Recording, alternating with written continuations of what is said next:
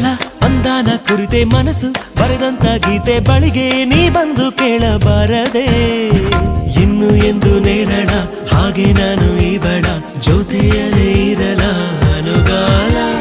ನಡೆ ನೋಡಿ ಸರಳ ಮೆಚ್ಚಿಕೊಂಡೆ ಬಹಳ ನನಗೆ ಅಂತ ಹುಟ್ಟಿ ಬಂದ ತಾರೆ ಇವಳ